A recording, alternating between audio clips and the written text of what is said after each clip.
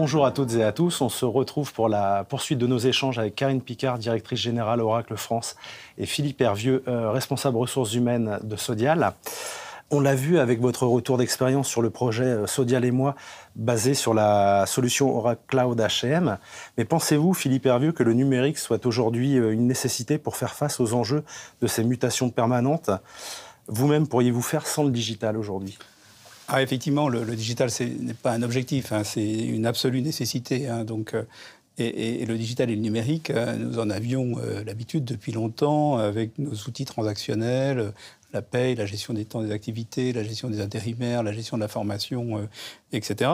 Mais ce qui change aujourd'hui, c'est que ces outils qui étaient conçus pour les experts, pour des besoins d'experts, par les experts, sont des outils maintenant que nous ouvrons à l'ensemble de nos salariés, à l'ensemble de nos managers. Et là, ça change tout, en fait. Ça change tout parce que leur conception n'est plus faite de la même façon. La conception est faite en fonction de l'expérience collaborateur. Elle peut donc moins satisfaire les besoins des experts, mais aussi ça montre le niveau d'exigence à un niveau très élevé. C'est-à-dire que là, on ne se compare plus à l'ERP comptable, à l'ERP de production, on se compare aux outils digitaux que nos collaborateurs utilisent dans leur vie quotidienne et personnelle. Et là, le niveau d'exigence est sur de la fluidité, de l'accessibilité et de la réactivité de ces outils. Donc effectivement, non seulement donc, c'est le digital et le numérique tel que nous l'attendons aujourd'hui dans nos fonctions RH, c'est effectivement un niveau d'exigence très, très élevé. L'exigence est aussi élevée pour nous, équipe RH, et sur les outils, par rapport à leur utilisation. C'est-à-dire qu'en fait, à partir du moment où on met en place ces outils, c'est pour enrichir nos processus, pour faire en sorte que chaque collaborateur y apporte plus de matière. Et ça veut dire qu'on doit les rendre plus accessibles pour tous, les managers, les équipes RH, etc. On doit être plus agile pour piloter les bonnes data. On doit être aussi focusé parce qu'on a beaucoup de data et on risque de s'y perdre. Et donc, il nous faut aller sur des KPI pertinents et qui répondent à nos besoins de transformation. Et on doit aussi donc mieux les exploiter parce que c'est un cercle vertueux. C'est-à-dire plus on montre à nos collaborateurs, à nos managers qu'on exploite les données qu'ils mettent dans le dispositif, plus on leur donne envie d'enrichir, etc. C'est ça le cercle vertueux dans lequel on s'inscrit grâce à ces outils numériques. C'est pour ça que les data, c'est vraiment notre minerai, en fait.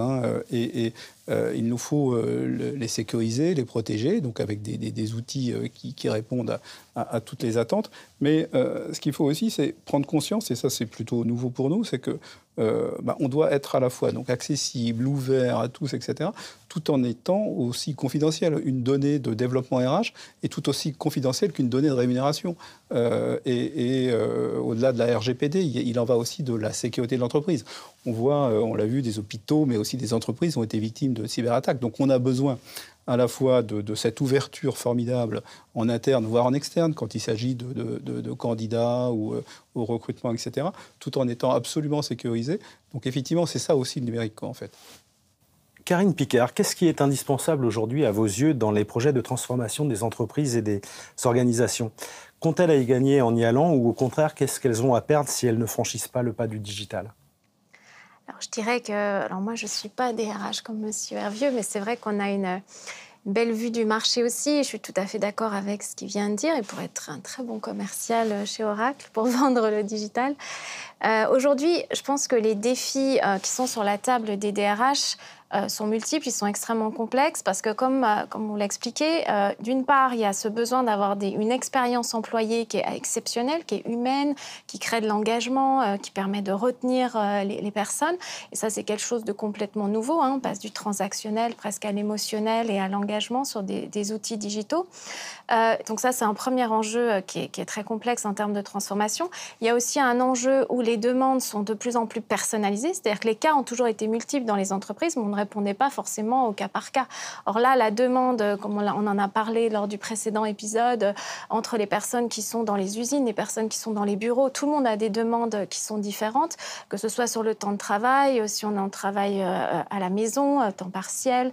Donc toutes ces demandes, ce service RH un petit peu à la carte est extrêmement complexe à gérer, surtout si on a des équipes qui ne peuvent pas grossir. C'est-à-dire qu'il y a de plus en plus de demandes avec des contraintes aussi de ressources et de productivité, de gains de productivité.